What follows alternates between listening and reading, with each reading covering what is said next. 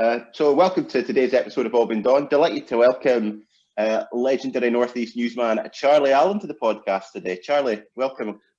Legendary, my. Thank you very much for that great tribute, Paul. We're a legend and a legend, I would say. Well, I think a lot of people would disagree about that. The number of people that picked up the evening every night over the years and read your bylines. But we'll start when you were young, when you were growing up. Was football always a big part of your life when you were a youngster? Certainly the Dons were. I mean, I was brought up in Torry, a Torry urchin, as you might call us. I couldn't really. My mum was a widow very young, so we didn't have a lot of money. So dare I say it now? I used to cheat into Pittodrie. I'd climb over the wall at the old beach end and hide in the bushes. Yes, it was a big bush. It was a big bush, and I would hide there probably for 10 in the morning until people started to come in. And I wasn't alone. There was quite a few of us used to go and do that and hide in there. I did get Stuart Milne saying to me many years later that they might forward an invoice to us for all those 2 and 6s that I was due him. But my mother used to gather money together, and I would use that money to buy comics and sweeties and hide in the bushes and get in for nothing and keep it up for a half-time pie. So that was how the Dawn started for me. So what sort of era was that? What sort of players were you watching in those early days? The 60s. I mean, King Joey, of course, just had arrived towards the end of that time. But when I remember the first game I was taken to was a very young. I was born in 1958, so it's what would I be, 9 or 9? And it was the Reykjavik game in '67 when we won 10-0. And I was thinking to myself, is this what it's going to be like all of the time? Because we beat them 10-0. I soon found out that wasn't the case. I mean, I had watched football on the television briefly before that, but I was never really allowed to go across to Pittodrie on my own. So if my sister finally got married, her husband, or it was her fiancé at that time, started taking me to games, and it was much appreciated. And that's where the... So obviously you were at a good age when the team was really flying in the early to mid 80s. What are your memories of those times? Were you still going a lot of that era? Yes, I mean, I did play amateur football very badly, but on the whole, most of us played on the Sundays at that time because Aberdeen were doing so well. So I think of the welfare league at that time. So a lot of the guys played in welfare football because they wanted to go and see the Dons, because under Ferguson in particular, they were doing so well and everybody wanted to be at the game. So I was very fortunate. I'm of an age where I was able to see the Dons dominate the 1980s. I was also there old enough to see the Dons win. I was at the Cup final in 1970, and I was at the League Cup final in '76. So I've seen most of the triumphs live during my lifetime. Unfortunately, I wasn't in Gothenburg. I'm happy to confess that. Although when I hear people saying they were there, I sometimes wonder if there was about 50,000 people there. But I wasn't there. I was a newly married man who just couldn't afford it. So I'd watched that game at home in my new flat in Aberdeen in Glenbervie Road. So I'm very lucky. I mean, I was at Hampden for all the cup finals through that time. So I was blessed in that way as a supporter to be going along at the best of times. It's a similar thing with my father, actually. Like, I was born September '82, so he used to go. Tell him I'm old enough to be your father, am I? No. He's because I was born September '82. He used to go to football like all the time until my mother fell pregnant with me. So that was where the money went after that. So there was always that. There was always that little regret in his eye, I think, that he wasn't able to get to Gothenburg. So when you... Well, the pain I've had to endure then is because when I went to the journals, every anniversary of Gothenburg involved me going and interviewing one of the players or one of the staff or somebody who was there. And they used to always start with the same question. So, Charlie, were you in Gothenburg? And I'd have to tell Willie Miller or Alan McLeish or Alec Ferguson, no. And a wee bit of ribbon. So that has been my penance. I've had to interview them all. Gladly done so. I mean, it's been an honour to do that. But it's always amused me that I've spoken to them all at least once and many more other times over the years. But I wasn't actually there. But I've relived it through all of them. That's a perfect way to do it. If you can't be there, speak to the people that that did it. That's got to be the next best thing. So, was journalism always something that you were interested in? Was that the course that you wanted your career to take? No, not at all. It's been well documented. I was a fat postie at one time. That's what the supporters used to call me. I've been a nurse. I've been a grave digger. I've been a slaughterhouse worker, a fish worker, a roofer, although not a very good one. I set my brother on fire on a roof once, and that was the end of that. And I was back in nursing and still writing stuff as an amateur for the local paper, Evening Express. In the league that my football team were playing in, there's a lovely old man called Joe Patterson who ran the Sunday Welfare League at that time. And he just said once, we never seem to get anything in the papers. So I said to him, well, I'll contact the Evening Express. We're talking early 80s. I'll contact the Evening Express, maybe before that. And ask him why. And a guy called Ron Robertson, who was the sports editor at that time, said, the reason we don't get anything because you don't send anything. So I said, I'll do it.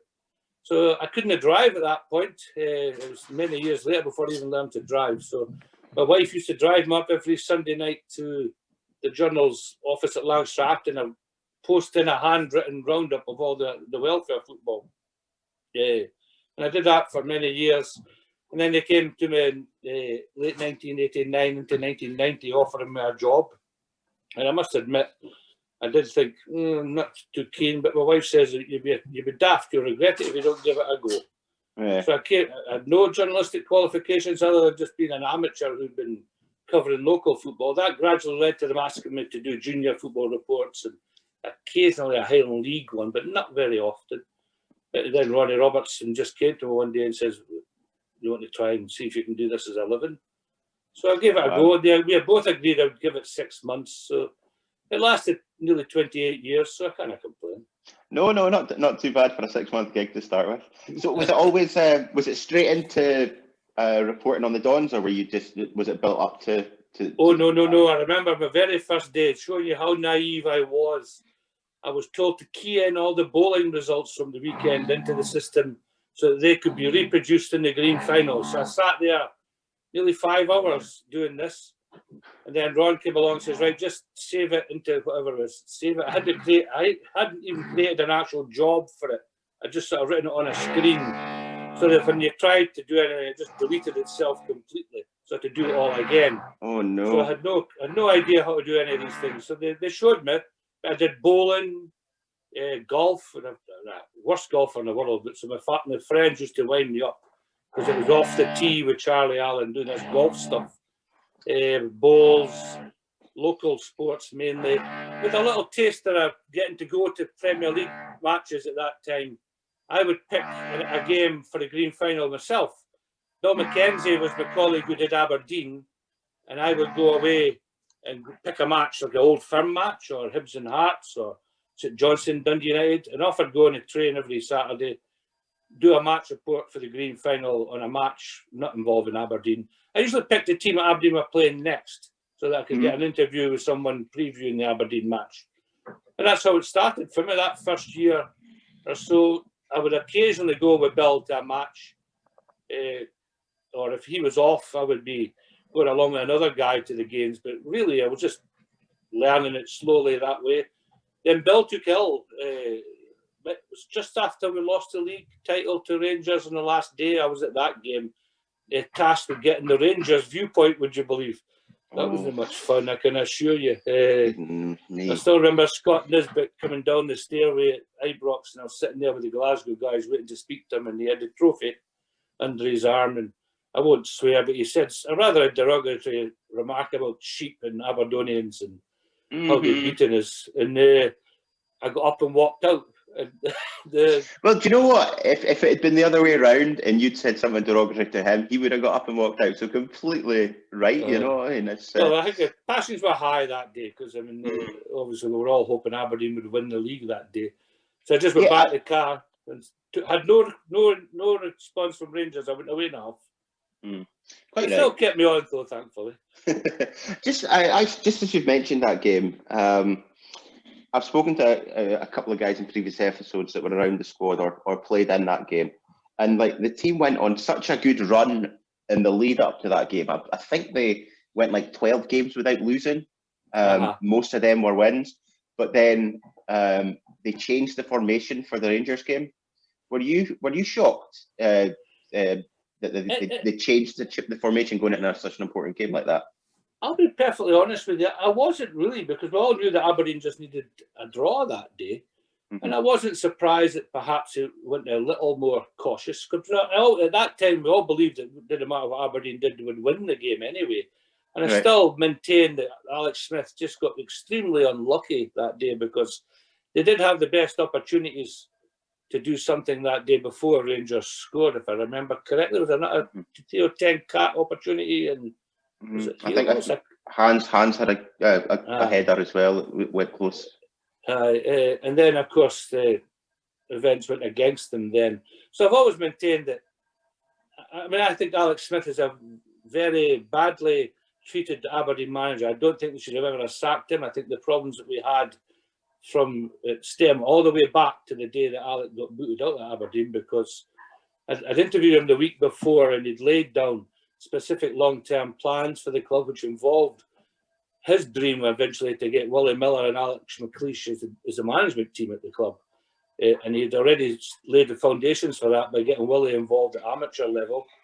And the long-term plan he'd said to me was to get Alex McLeish in there, because he thought both of them had the potential to do great things for Aberdeen. And he wanted Aberdeen to get into the state where they were producing their own managers as well as their own players. And that was Smith's long-term vision for it. Now, unfortunately, that he didn't get that opportunity, and things went a different way. And it took Aberdeen many, many years to get back onto the right track again. I think you would agree with that. And I always look back with regret, because I remember the day Alex Smith got sacked. And I always think it stemmed from the fact that at that time Dick Donald's health wasn't that great. And there's always an image in my mind that we're standing in the foyer at Pittodrie, and Alex is giving his reaction to being sacked. And old Dick came shuffling past and had to be helped along the corridor. He wasn't in the best of health by that time. And I've always wondered if perhaps Dick hadn't become ill and unable to run the club as he had before. I always wondered whether Alex Smith would have been given the opportunity to sort the place out and continue with what he had planned. But club went in a different direction. Then we had manager after manager after manager. I think I dealt with 10 of them altogether during the 27 years. And I still maintain they've got the right man now, although a lot of people would be disagreeing at the moment after watching the game at the weekend. But McInnes is certainly, in my dealings with him, is one that's really impressed me, and I think they're in good hands now. It's nice to hear, because sometimes, I mean, I agree. I still think we need to keep going the way we're going. But so talking about the departure of Alex Smith, it was the first time. I don't know if you'd agree with this. It seemed like a knee-jerk reaction from a football club to, like, there were fan protests outside the stadium, that sort of thing, and it just was it something that was a bit odd to you at the time, that the fans had turned on the manager and the team as well, so soon after nearly winning the league? It's an Aberdonian. I found it quite embarrassing and baffling. I mean, they held up those banners at the stadium where they mocked Alex Smith's slight speech impediment. I mean, would they have ever done that to Alex Ferguson? I don't know. Anyway, and then of course he got sacked, and he is a gentleman. He's a wonderful person.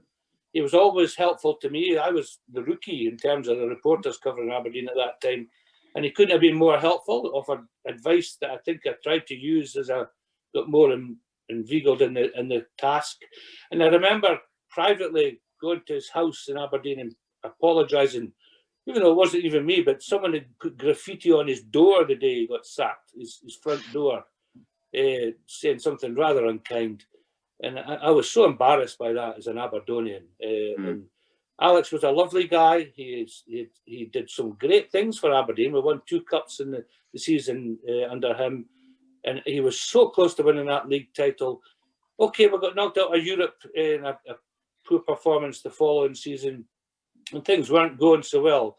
But we were never going to be in danger of getting relegated or anything. I mean, it was just a poor run he was having. And I think, like Derek McInnes this last week, well, when a manager does great things for your football club, or does really good things for your football club, they should cut them a bit of slack, and they should be allowed a little poor spell and time to prove it is just that, a little wee hiccup.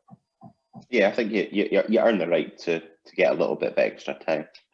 So now that you're covering the Dons, what sort of era are we at now that you're week to week doing the Dons and covering their games? Well, it'll be from 1991 up until 2017, really.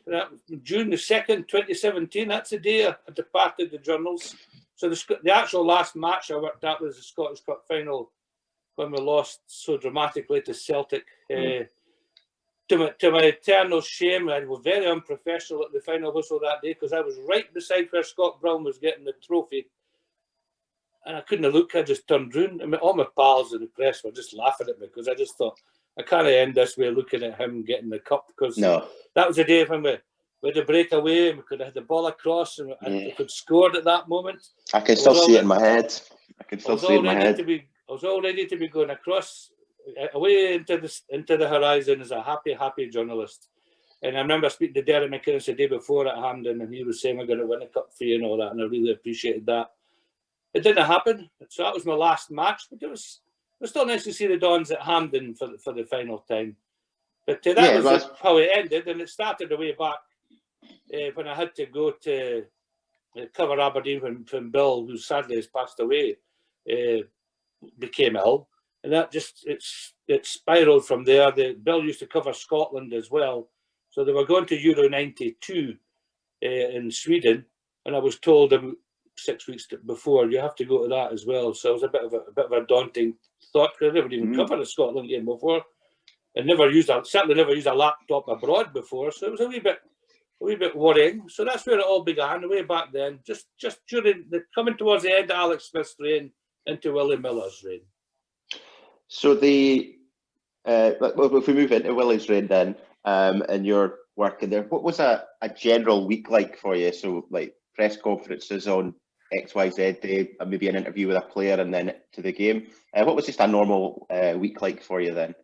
Well, I would call that the glory days for a journalist because there were no PR people at football clubs now. They all have good and bad PR people. But back in those days, as it was with Alex Smith and Willie Miller, the agreement was that they would take a phone call from him. They were usually in the office quite early, so about 8 o'clock in the morning, 8:30 maybe, they would take a call and they'd give us an update and we'd have a chat and we'd decide on what we'd be going with for that particular evening's paper, because the evening paper never got printed till 3 o'clock in the afternoon or something. So it was when it was a proper paper. And I had, right through most of the managers, right up until around about Jimmy Calderwood's time, that was a set way of doing it. We'd give them a call in the morning, we'd have a press, go down and meet them once a week at the stadium, have a cup of tea and a wee natter. They'd set up a meeting with maybe the captain or a player, and you go down and do that. But you could also phone the players. You just let the manager know who you were going to talk to. So a lot of it was done by telephone or going and having lunch with a player or lunch with the manager. It was pretty relaxed. There were parameters. If you wrote something they weren't very pleased with, they were very quick to phone you back as well. Don't you worry about that. They accepted that because I think most of the time they accepted that even if it was an opinion that they didn't agree with, it was your own honest opinion. Although I must admit, when I first started, I got advice from Miller and Smith saying perhaps I was writing too much as a fan to begin with, rather than being a journalist, having the privilege of dealing with them as a journalist. And I like to think that I learned from that. I became a wee bit understanding. I remember Allan McLeish once having lunch with me at Silver Darlings, of all places, and saying to me he wasn't very happy with something I'd written because I'd said, I can't remember the actual wording, but it was something along the lines that McLeish had a bad day and thankfully Gary Smith had nursed him through the game or something like that. And he took me aside and he said, "You really think I need to be nursed through the game by I think Smith was quite a young player at the time. By all means say I've had a bad game, but I think that's going too far. You're getting a bit personal there." So I think tried to learn. He said, my family's got to read that, my friends have got to read that sort of stuff. So don't get too personal. And I think I learned from that. I tried to make sure that I didn't do anything like that again. And over the years, although some players might disagree, I did try to be supportive in criticism. That's what I think I did. I mean, I can see that as well, but I can also see like the point of view of you're a you are a fan, so there is that mindset. You know, whether you try to suppress, as much as you try to suppress it, it's always going to be niggling in the back. And some of the turgent, rubbish football you must have watched, particularly that end of Willie's era into, losing to Stenhousemuir, all that stuff. If you're going to write that the team played crap and that because he was awful, then it's because the team played crap and he was awful. The Stenhousemuir game in particular, I mean, I remember standing in the corridor at Stenhousemuir waiting to speak to Willie and co. Horrific performance, of course, losing to, I think, was it not a dairy farmer scored the 2 goals or something? Tommy Steele, if I remember correctly. Anyway, yeah. And I'm standing in the corridor, and I'll never name him, but it was an Aberdeen director came out of the boardroom there, and he was ranting at the secretary of Stenhousemuir, saying, I can't find the coffee. Where's the coffee? And the guy said, I'm sorry, but he says, we don't provide coffee at the end of the game, but there's plenty alcohol and other drinks there. Feel free to help yourself, and I'll be through shortly. And he turned around and said, effing amateurs. He called him an effing amateur over that. So I wrote something on a Monday about that. I would say that losing to Stenhousemuir was not my cup of tea. And I'd gone on about and described the conversation that I'd had, but I didn't name the person, because immediately was demanding a wee ban for Pittodrie at that time, because he came on the phone raging. I didn't name him. I didn't make it clear who it was, but at that time there was a wee bit of anger and still a wee bit of arrogance among some of the directors that maybe thought that they had a divine right to do really well, but they were making mistakes. I mean, I think Willie Miller, again, he would have been a great Aberdeen manager if he'd followed Alex Smith's plan of taking him in gradually. Willie never left the club to go and manage other clubs as he could have done and probably learn the ropes, as most managers have done over the years. He was expected to come in and start winning things from the beginning, and he didn't have the experience to do that at that stage. Willie would disagree with you now, of course. He would say that he was a man right away. But I just think if he'd had, like Smith, the right backing and the right guidance, then Willie would have been a great manager for us. But unfortunately, it was at a time when the board were reacting badly to criticism from supporters, and they kept making the wrong decisions, in my opinion. Did you think we would go down that year? Aye. I was bare, and I was getting all the stick from all the journalists who were sending me road maps and all to get to all the grounds of all the teams who would be playing. Of course, I mean, when you end up in a playoff, you've got to think you're going to go. There's a possibility you could get relegated. I remember that was it Billy Dodd scored twice against United, was it, if I remember correctly? It was a live game against Dundee United where it swung anyway. And I remember being so relieved, because if we'd lost that day, I think it was all over. Maybe my mind's not serving me properly there, but I'm sure it was that close if we'd lost to United. In the end, they got relegated and we stayed up via the playoff. We won that quite easily. But it was very, very close. It was very, very close. Team ever. I think the league was quite a decent league at that time. You look at the players that were involved, Shearer and Jess and all of these people. It wasn't a bad Aberdeen team. No, see, that was the thing that always, that stood out to me. Is like, if you go through that team, there were good players in there. A lot of people say that too many experienced players were allowed to leave the summer before, and that led to that. But again, that might be a part of Willie's wanting to deliver success, and maybe he thought that McLeish and Connors and these were too old. It was, in benefit of hindsight, he should have kept McLeish on for a couple of more years as a player and maybe brought him into the coaching side after that.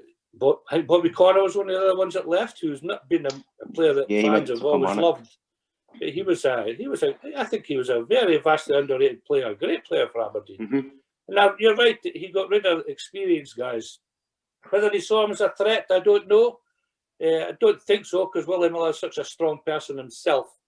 But I just think, well, Alex Smith maybe is a director, a football director, what they're called now. But if Alex Smith had still been at that club, I think we would have gone down a different path at that time and wouldn't have had to come back from such a bad situation.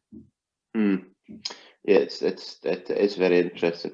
We sort of move on from that area of obviously avoiding relegation. Then Roy Aitken takes over, get the League Cup in '95, and then it sort of becomes this crazy era for football in general.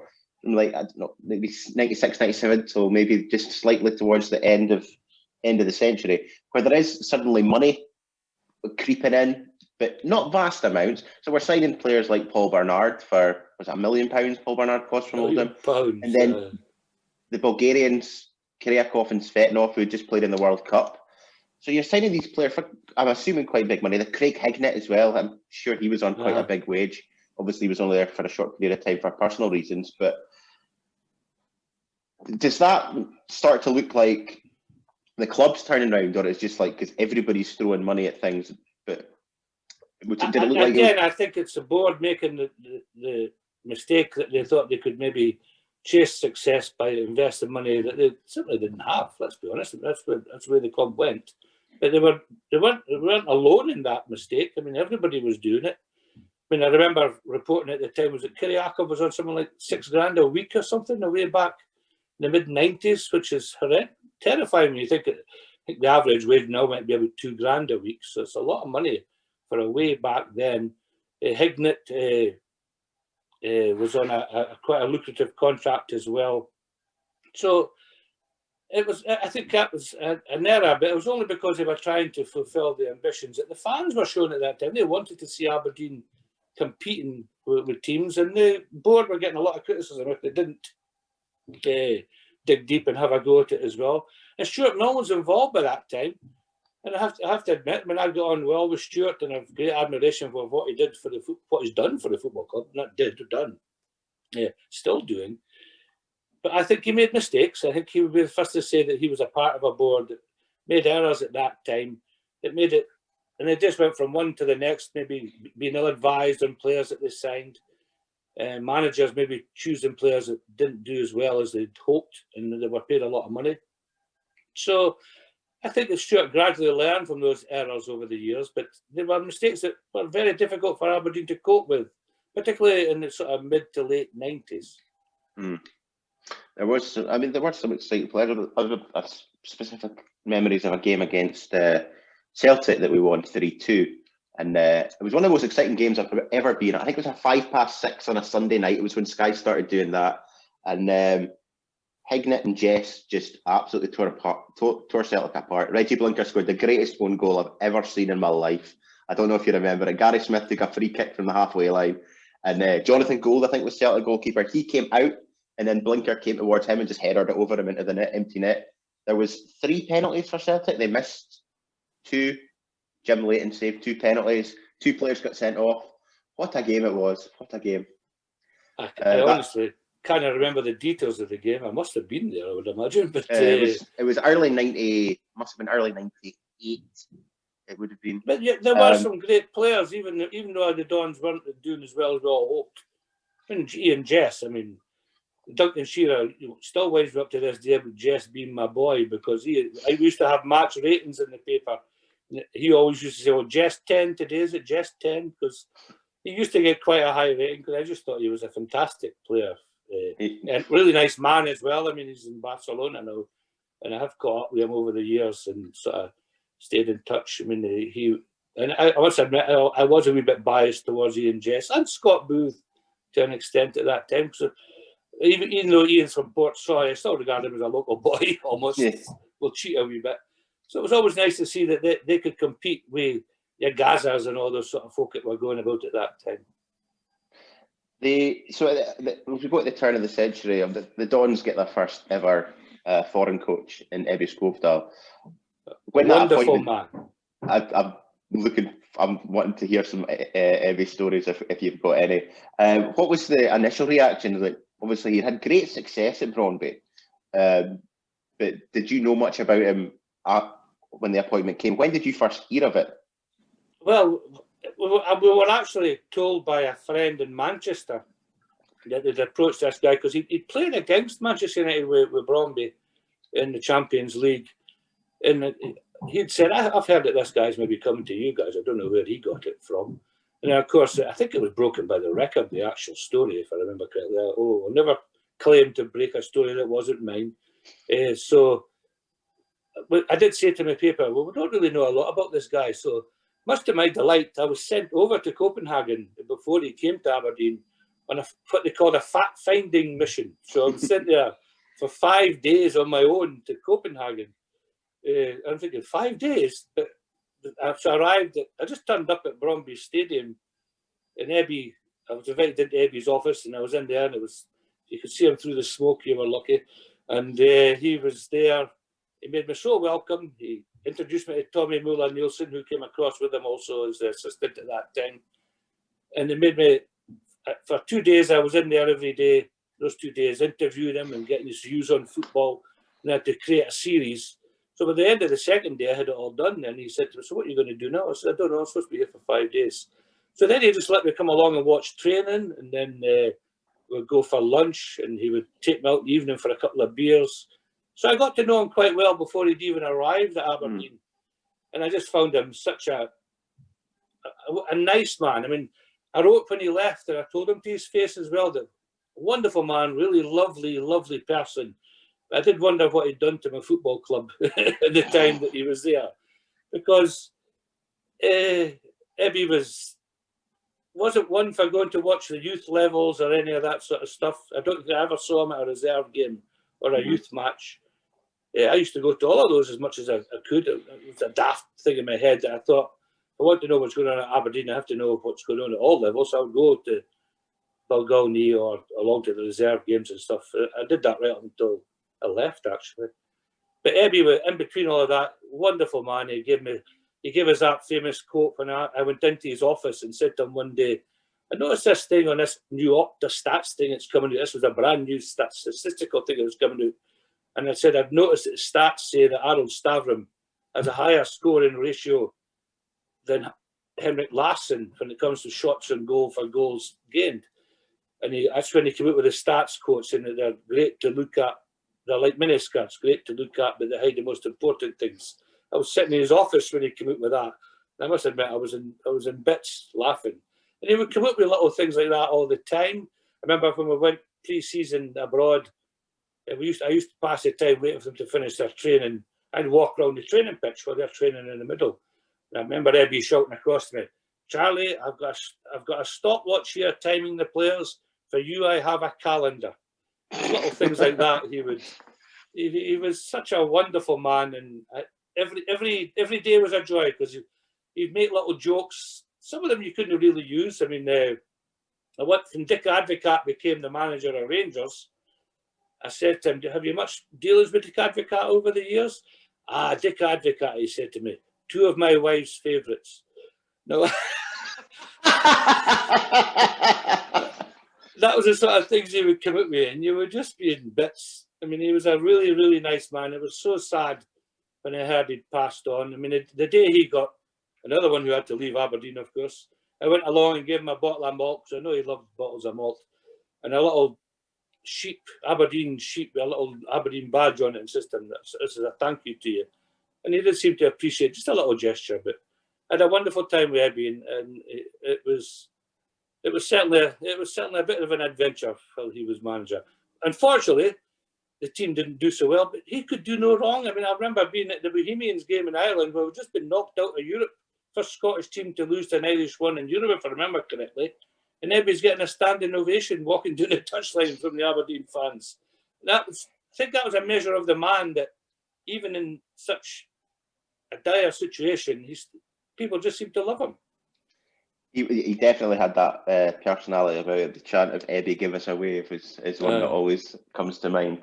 I've spoken to Darren Young in a previous episode, and he was obviously captain during Ebbie's era. And from what I was saying, do you think maybe Ebbie was the Dons manager 10 years too early? Like if he'd been a bit later, if in more modern days, somebody with his, apparently he's very heavy on his tactics and all that sort of stuff. We try to change the system and the way the younger players played, especially so that they could bring their own players through. I think maybe he just came in a bit too early he was a bit ahead of his time. Well, he did have some things that you've seen popping up now. Remember that? Remember the follow the leader corner thing that you had them doing? I did a study on it that season, and I think it picked up something like 12 points or something from scoring goals from that particular routine. So it may have looked silly to some people, but it had the desired effect. And I've seen Aberdeen, and I've even seen clubs in the Premiership this last couple of years doing a similar follow the leader type thing in the box. He did come up with a few innovative things. Perhaps you're right. Perhaps he was just a wee bit before his time. Maybe Aberdeen weren't quite right in the position where Ebby would have been of benefit. Perhaps the squad now under Derek McInnes, maybe that would have been an ideal sort of place for Ebby to drop into the jigsaw. So maybe you're right. Maybe you're right. It's obviously we've had after Ebby there was Steve Patterson, and obviously Steve's tenure ended disappointingly. He obviously had his personal issues, which he's dealt with. But again, he's a wonderful person. He's a lovely man, and it was sad to see him going out in the boot of a car. I mean, that was his choice, but he should have walked out the front door. That's what he should have done. Yeah, I mean, again, so that was an era where, like, we were talking about the money appearing, but it was when the banks were saying, right, we're not giving you any more money. You need to cut the cloth at all points here, because players were leaving to club. I mean, just again, an example, like the Young brothers both went down to Dunfermline, and they were getting better contract offers at Dunfermline than they were getting at Aberdeen at that time. So it just shows. I remember, right, the Young brothers, when Darren's, I don't have much to do. I met Derek many times since, and we seem to have got over it. But at the time when they left, I did write that there's more to it than money, and perhaps they would regret it, and someday they'd come back to Pittodrie with wishing they'd never left in the first place. Derek did eventually come back. Whether he regretted leaving or no, I don't know. But you make your choice at that time. I just felt it was a wrong move for both of them. And it certainly wasn't very good for Aberdeen either, because I thought they were both, particularly Darren, the captain of the club at the time. I think if they'd stayed at Aberdeen, their careers would have been better than they had gone, than when the route they went when they went to Dunfermline. I spoke to Darren about that, actually, and he actually told me that their dad wasn't well as well, so that was another reason that they decided to move back. No, I know. I was the same. I was like, oh, I didn't know that. So fortunately, I mean, obviously they just kept that private, which is completely their choice. But they weren't the only ones. There were other players leaving that weren't. And then after Steve left, Willie takes on his. Were you surprised to see Willie come back to the club in a directorial role after leaving as manager? Not at all, because he has got passion for Aberdeen Football Club. I mean, the day he got sacked, 2 days after he got sacked as the manager, the club launched a share issue, which I bought shares in. There was my investment. I'll be moving into the big mansion soon, selling those shares. Anyway, and Willie came on the phone just out of the blue and said, I'm going to be first in queue buying shares. I want to show people that I've got no ill feeling towards the club. I'm going to be buying shares to help the football club. Now, he'd just been sacked by the Dons. I think that it showed that he still had a love for them. It remains to this day. And I mean, I think he came back again with the best intentions. He went into as a football director side again here and got involved at youth level and started looking at how that could be improved as well. So, no, it didn't surprise me at all that Willie had gone back. I don't think he'll ever go back again, but I think he went back with the good and right intentions at that time. And his appointment first thing was to appoint Jimmy Calderwood, who I believe Jimmy and Willie Miller played football at schoolboy level. Yes, they did. Willie was a goalie, I believe. Is there nothing he can't do? So the Calderwood era, obviously, it was more of a turnaround. We got back into Europe with those games against Copenhagen, Bayern Munich, and all that. How did you get on with Jimmy and his players? Obviously, you had a slight falling out with Jimmy's players in 2008. Is that correct? Oh yes, I've never had a fall out with Jimmy, but certainly the players banned me from doing interviews with him at Pittodrie. I'd been a bit critical of some of the performances, but they came to a head when there was I can't remember the name of the player, but he'd appeared in the news pages of the paper. He got caught drunk driving or something and had pranged a lamppost or something. And the paper, as was the policy of the paper at that time, if you got done for something in court, they would run your name and address. They did it for the news editor when that person got done for drunk driving. They would have done it for me if I'd done something wrong. But the players weren't happy that his address appeared in the paper. But with the legal requirement is if you put in, say, Joe Bloggs, you don't put in where he stays or whatever, there could be Joe Bloggs somewhere else will get the blame for doing whatever it was. Mm-hmm. So that's what they did in the news pages. Well, I agreed or disagreed, didn't matter. That was the paper's policy. So I had a meeting with the captain, I think it was Scott Severin at that time, and a few of the senior players. Yeah. And they said that they're not happy with it. And it's just, if that's the final straw for you, you're back. We're not doing any interviews with you anymore or your paper. In fact, you'll never get an interview here ever again. Okay, so I went away, because I was a sports editor by that time. So we went back and we put the next day's paper was a back page of all the first team squad with sticking plasters over their mouths, the pictures of them all saying, we're not talking or something. And it was because we've been critical of their performances. We didn't mention the news story, didn't want to hack that up again. But they weren't happy that I'd be always saying that they weren't doing well enough for Aberdeen. So the following day, the club, just by sheer coincidence, had called a press conference for the launch of a new team bus, and they got Pierre Dave Bus out to do the press conference, given his name. So he's out there to do the press conference. So I turned up wearing an orange wig, Elvis Presley glasses, a false nose, and I think it was a Teddy Boy suit or something on, and turned up. And he's doing the press interviews with everybody, and he saw me. And he must have thought, who the fucking hell is this? Sorry, who the hell is this? So I went up and I said to him, can I get an interview with you? And I started interviewing him about the game at the weekend. And he asked during the cut, who are you? And I mentioned, and he laughed. He says, I think I'm banned from talking to you. But then he carried on with the interview. Then the next day in the paper, all over the back again, was we beat the band, and a cunning disguise fooled the Aberdeen players. It was just taking the mic, really. So the ban, Jimmy Calderwood phoned the following day to say the players have agreed that the ban's been lifted. So it was just a bit of fun with them. No, I accept that sometimes players are not very prone to accepting criticism. There's many a time I had a player coming on the phone personally, expressing disgust at what I'd written in the paper. I could handle that. I would never take back anything I'd written, because if it appeared in the press, it's what I thought. And on the whole, they would all seem to accept that while they didn't agree with your opinion, it was your honest opinion of what had happened that weekend. Usually it was the match files that caused the problem, but you got a mark out of 10 and they maybe only got 4 or something. And they were on the phone to you, why did I only get a 4 or something? Why that would worry them to that extent, I do not know. Because if I was a footballer, I think I would hardly read a newspaper. As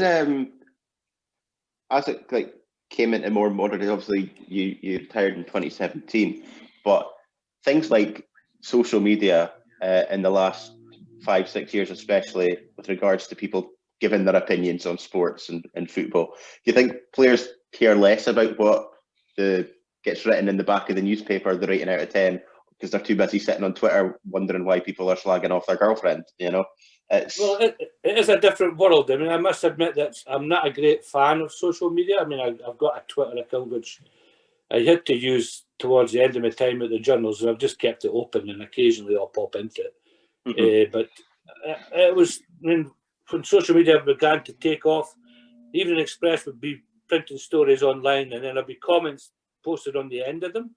And some of them I used to see, and it was about Jimmy Calderwood in particular. Some of the things that were written were just scandalous. And I used to argue with the paper, why you just block these people? Why are you doing that? And they would argue that, oh, it's the freedom of speech and all this sort of stuff. And these people would use false names and all that sort of stuff. And I've had it myself on Twitter, where I've maybe posted a couple of things and you'll get really nasty stuff back occasionally. I'd had death threats and people saying I was a paedophile and stuff like that. Jeez, that's why I don't really go much on social media. I've got a Facebook thing I use for family and friends. I use Twitter now and again. When I see something nice about the Dons, I'll repeat it or I'll comment on it. But over the years, I've just become a wee bit wary of using it because I feel for all the good people that are out there, there's a wee core of bad ones that are just out there to be nasty and horrible. And I used to have to put up with that when I was a journalist full time. I don't have to put up with that now, so I try not to entertain it. Quite right. It's not necessary. And yes, I agree that the players are on Twitter and everything, but that's the world that we live in. It's a different world to the one I came into. It was one of the reasons why I probably left journals, because it was changing. Newspapers are no longer the force that they were. I think we will all agree that. I was surprised in 20 years if there's many newspapers still on the go. It's all online now. And the world was changing, and I'm afraid at my age, I just really wasn't willing to change with it. A publication I'd love to talk to you about is the Green Final.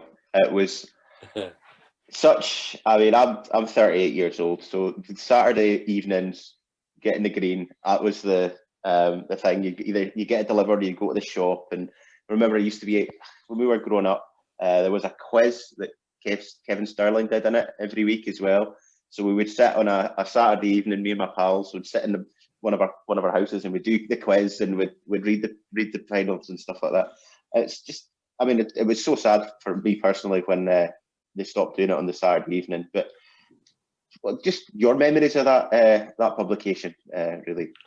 Well, I went from delivering it to writing it, because when I was a wee boy, I used to go around the pubs on a Saturday night and get the extra change from people buying it, because the Green Final was a paper that 10 people read, but only maybe 2 people bought. So it was one of that things in the pubs. So to go from that to when I was brought up reading the Jimmy Forbes match reports, I used to go from Pittodrie up to Broad Street, where the journals were based at that time, and hung about and get the copy of the Green Finals that came out, and you go away and read Jimmy Forbes' report on the game that you just seen, or you'd be down there looking for the reports in the away matches.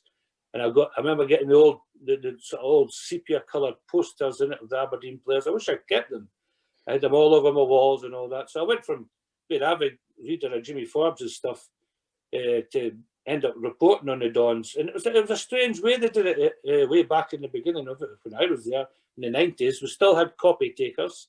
And you were basically on the phone for the whole game with the phone by your ear, just describing in front of you what's going on. And a girl at the other end was taking it all down. And then you had to get it all in by 10 to 5, because the paper was printed at 5. Bang, and out it went. So, I mean, it was as quick as that. And you had an army of people, the amateur, juniors, juvenile, every junior match had a match report. It was amazing the amount of people that were in just for that few hours every Saturday, just to get that publication out there. And it was a miracle it got out in the manner that it did, considering the technology they had at that time. As the technology improved, the production of the paper got more difficult, because it's strange to say that, but it became to the stage where it was becoming expensive to produce papers. So we were owned by the Daily Mail by that time, I think. And I think they worked out I can't remember the exact figures, but say it cost £1 million to put the Green Final out for a year. It was only making something like 100 grand a year. So it was still making a profit. But they decided that profit for outlay wasn't enough. So they pulled the plug on it. And I always regretted that, because it was on my shift. I was the sports editor by then. But it was also becoming increasingly clear that the big draw was a lot of time was Aberdeen's matches. But more and more, because of the telly, they weren't playing on a Saturday anymore. They were playing on a Sunday, sometimes a Monday. And we were losing that part of the Green Finals content far too regularly, so the sales began to drop in it. Although we were still selling about 15 to 20,000 a night, I think, at the time that we pulled the plug, which again came out of Aberdeen's circulation figures in terms of the Evening Express. So they pulled the plug on it. There was some talk of it quite soon afterwards, maybe a couple of years, about, well, maybe we made a mistake here, we'll take it back. But by that time, no chance. I mean, people were now getting instant results on their phones. Well, not so much their phones then, but certainly on the internet. And the army of people that used to do the Green Final were now disbanded. They couldn't get junior people to really become involved in it anymore, because it got stopped. They were so used to doing it for so many years. Once they stopped doing it, it was difficult to get people back involved. So they dumped the idea. There was a wee tentative look at bringing it back, but it was never feasible. And it's sad because I loved the Green Final. I've still got some copies of the old ones, including the last one, upstairs somewhere in the house. And like yourself, it was part of my childhood. The Green Final, that was my football Bible. I mean, I lived by the Green Final, every word of it. And it was sad that it fell by the wayside. But that's the world we live in. It's a modern world now. Instant news, and the Green Final was just too slow to give you what you wanted by that time. Too slow. 20 minutes from the end of the game slow. to coffee going out. Too slow. Unbelievable. No, I completely agree. It was such a part of me growing up and watching football, and especially like away games when you couldn't get to them and stuff like that. So, if you got any particular highlights from your time, either as a supporter or in the journalism that's fallen, there's a famous story about you getting sent Arnold Stavram's hair. You know, there's anything else like that that's happened that you've just has always made you laugh. I mean, the thing I cherish most about having been in journalism is the fact that, as a fan, as I spoke about, my era was the sort of 60s into the 70s, and King Joey was the man. And I'd be at the beach end when he was on his knees celebrating his goals.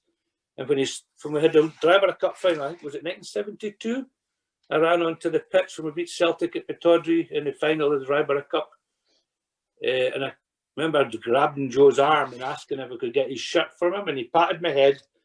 And the actual story was, he just says, "I'm sorry, sir, but we're not allowed to do that. Teddy Scott wouldn't have let us," which is true. I always tell people, he patted my head and told me to go away, you little overweight so-and-so, but he didn't say that. To go from that to then getting to meet Joe through his column at the Evening Express and find that he's such a gentleman as well as a great football player he was. And then I went on, I got to write his biography, ghostwrite his autobiography, I should say. So to go from the little guy who admired him on the terraces to pulling his arm that day at Pittodrie and getting told to go away, to then have him as a friend now, I mean, I regard him as a friend now and write his book and all that. That's one of the things I find, I almost have to pinch myself and say, did that really happen? Because I never would have envisaged when I was sitting at the beach end and screaming for joy when he's on his knees and we're celebrating his goals, that would ever happen to me. So that's one of the things I cherish most from that. There have been some bizarre things over the years, like the Harold one with the hair. Now, Harold and I have laughed a lot about that ever since. I mean, he came across to publicise the detective novel that he wrote a few years ago, and I caught up with him at Pittodrie and we had a good laugh about it. But it was the most bizarre thing ever. I think it was after a Hibs game, and I watched your interview with Harold the other day, and he did claim that he'd been injured. Well, that's the first I knew of that he'd been injured, because he'd never mentioned it in all the times we've spoken about this particular thing over the years ago. Anyway, I'd called him a lackadaisical, long-haired striker in my match report, thinking nothing of it. Then this package appeared at the office and opened it up in his hair, and a note for him saying, "What are you going to write about me now?" No, you've got to give him credit. I then phoned him and, "What's this?" And he says, "I've shaved my head." So he agreed for me to go down to Pittodrie that morning. We got a picture of him with his baldy head, going like this, and the pictures were in the paper. So he still cooperated with us because we both saw the value of having a bit of fun with this. We both ended up in Football Focus that weekend. Craig Lawrenson, the ex-Liverpool player? Mark Lawrenson. He came up to Aberdeen and interviewed the two of us, and we spoke about how it had gone. Very bizarre, but we had a laugh about it. And he did give me the best insult ever when he said that, "Charlie, you're the only journalist I know who has to put his belt on with a boomerang." I mean, that's the best insult I've ever had. And he wrote that, and he also called me the Homer Simpson of reporters, the donut-eating reporter and all that. So we had a lot of fun. But I maintain I was right to say that he didn't play very well for a period. He went on to become a great striker for Aberdeen. I mean, he did. 19 goals in one season. Yeah, a lot of goals. I've never denied his talent as a striker. I've always loved his talent of being a bit extrovert. I mean, the day he left Aberdeen, he gave me his shirt. I went round. He stayed in Strawberry Bank, just off the Hargate. Oh yeah, and he gave me a shirt. And when he decided to leave Aberdeen and surprise us all, remember he was going to go to Turkey. He had his own press conference in a pub in Aberdeen and laid on a load of beer for all the guys and all that. He was different, nice. Totally different to your normal footballer. and a very, very intelligent man. You can see he's now a successful adult and children's author in his own country. And I've got a autographed copy of his detective novel upstairs, and I've read it. It's very good. I had a great relationship with Harold in the end. And somebody that you mentioned there just passed was Teddy Scott, and also Teddy had been there for a lot of time while you were reporting on the Dons. What was Teddy like? Because he's just a club icon. There's nobody like Teddy Scott, and there probably never ever will be again. No, if you're going to look back through the history of Aberdeen Football Club, then he has to be up there with Dick Donald and Alex Ferguson and Willie Miller and Teddy. And I was very fortunate because every summer, to fill in the paper over the summer months, we would do a series about people from Pittodrie. I think we did every Aberdeen manager I worked with, the 10 managers I worked with, everybody but Derek McInnes, I think, agreed to do their life stories. Craig Brown included in there. With so many different players, Ian Jess, who else was there? Neil Cooper, one of the greatest ones to ever do, I'll tell you. Neil Simpson. They were all there.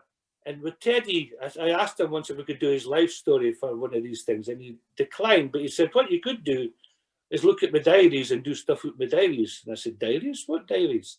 So he took me into that wonderful little treasure trove of a room that you've no doubt have seen at Pittodrie. And he sat me down with these old diaries, big ledgers of books. And every day he'd been working at Pittodrie, he would write down his thoughts at the end of the day and how things had gone. And he said, why don't you pick some stuff out of that? So we actually did a series, one of my favourite ones ever even. It was called the Teddy Scott Diaries, simple as that. And it was extracts from those diaries about what he'd thought of what was going on at the club at that time. Now, he gave me access to that and understanding that some stuff would never be made public, and that will always be the case. And we had to argue quite strongly for some of the stuff he would let us use, because some of it, I'll be honest with you, it was blunt and to the point, much like Teddy always was. If a spade's a spade, Teddy would call it, and there were things that were going on at the club right through from the 50s up until his own health meant he couldn't perform his duties there. And he took a note of them all right through those years, and I had the privilege to read those diaries. I wish somebody would someday make a proper book of those, because it would be fascinating reading if you could use the bits that you weren't supposed to be using. But you couldn't really, because Teddy had been he'd been quite open in making it clear that he would never like those particular extracts become public. But it gave me an insight into how dedicated Teddy was. I mean, I first crossed paths with him when I made a failed attempt to become a football referee. I was still a teenager, I think. And they used to train at Pittodrie, the referees. So you would be training, and you would get to use a big baths and that afterwards, with the old baths that were Pittodrie there. And you would train on the car park, and Teddy would be the one putting you through your paces. And I remember him saying to me that the first words he ever spoke to me were, "Laddie, your backside's too big to be in sport." That's what he said to me. And he was 100% right, because the backside is too big, and it always has been. So I never really got to the fitness levels or the inclination to continue in refereeing. Then I got to know him over the years, and he was very meticulous with the records he kept at Aberdeen. If I went to a reserve game and I would maybe run a report, just a reserve match, if I'd maybe put in the sub would come on in the 64th minute, because maybe I hadn't taken it down right or something, Teddy'd be on the phone saying, no, that substitution was made in the 66th minute or whatever. He was meticulous with the records, and Jim Warrender after him has kept the same sort of records at the club, thankfully. So there is all these team sheets and everything that was all started by Teddy years ago, mainly because I think a lot of the records were destroyed in the fire in the early 70s. So Teddy tried to make sure that there was a backup to that. So he was a wonderful man. It was so great that Alex Ferguson took up the full Manchester United team for his testimonial match. He deserved that. And he deserves his place to be his place in the history of the football club. He was a really lovely man. Yeah, a proper icon. I've got a programme from that match signed by Teddy. It's a nice keepsake to keep in the house. I managed to get them all back off my dad a few years ago. So just to kind of wind up, Charlie, all this time as a a supporter, a journalist. You mentioned Joey. What other players are the ones that really got you on the edge of your seat and made you love watching the football? Well, in terms of football, I mean, my first ever hero was Jim Forrest. Would you believe?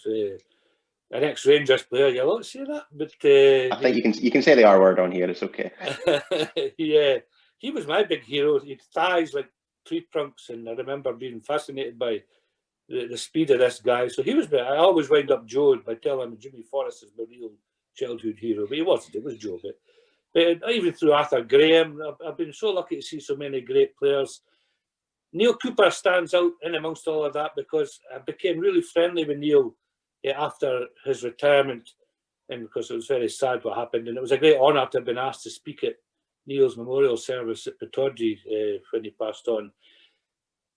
Never had a dull moment with Neil. I mean, and his stories about Aberdeen Football Club. I did the Neil Cooper story for the Evening Express, and I couldn't write half of what he gave me because it was actionable and perhaps for adults, shall we say. But he was such a funny man, and I mean, we had discussed about maybe doing a book of his career at one time. I just wish we'd got round to it because, like Neil, I was always saying, we'll do it tomorrow. So I would say, in amongst all of that, I've been so lucky to speak to all the Gothenburg greats over the years and become friendly with them. John Hughes, a really remarkable man, who's a very understated man for given what he achieved in football. Neil Simpson, Andy Dorn in the more recent years, not the most heralded of Aberdeen players, but if you ever want to get somebody on your show here to give you some nice sweet tales, Andy's the man. I'll tell you, Andy Dorn has got some wonderful tales. He was there under Fergie, and he was quite a character, and some of the stories he tells are hilarious. Not quite in the Neil Cooper category for telling them, but certainly a very funny man. I got to, because of the job, I got to go to 35 countries, if I worked out correctly, around the world, covering Scotland and Aberdeen. I got to interview all my heroes, not just Aberdeen people, Georgie Best, who else? Pelly. I got to interview Pelly, Bobby Moore,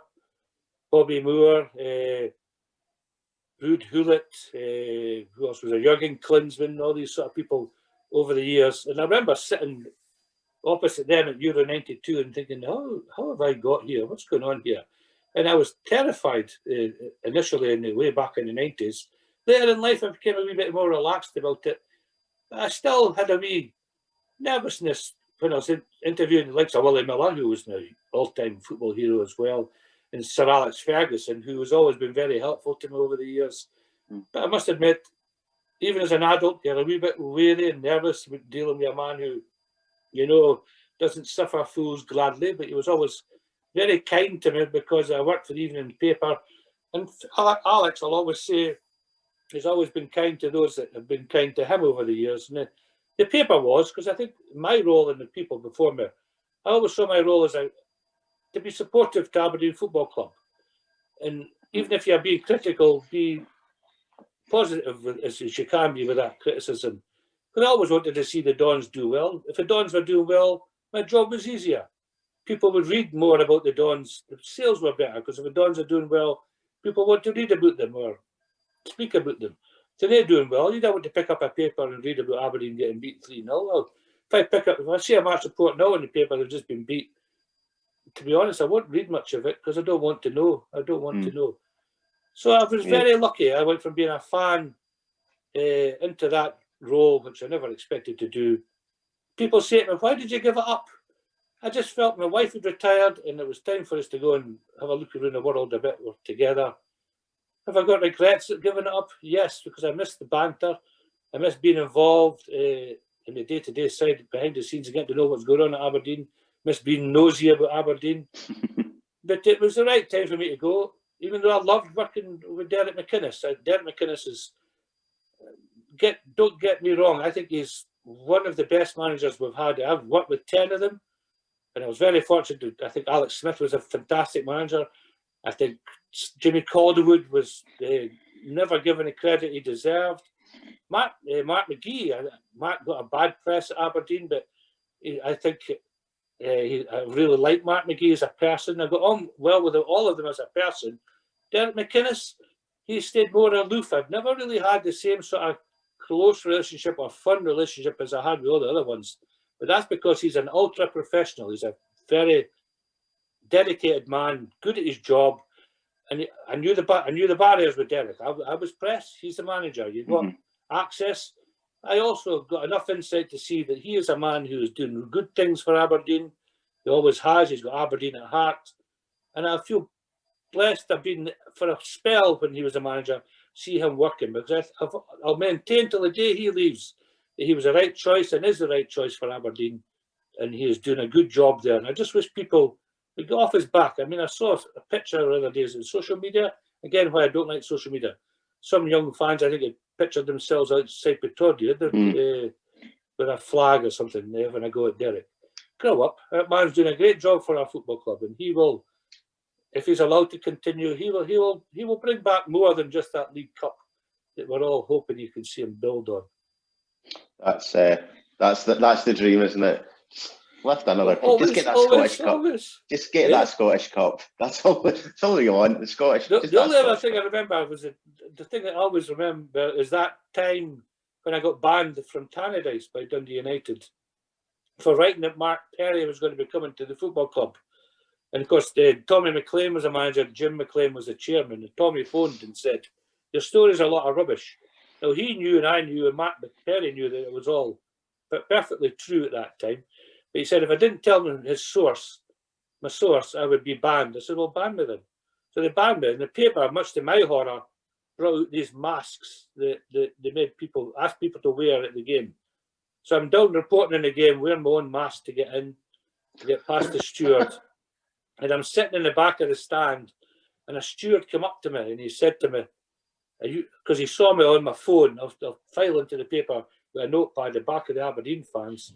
And Stevie Fraser and Neil McDougall and his crew, I think they were called the Marshall Bar Reds at that time, started singing "Your Band and You Know You Are."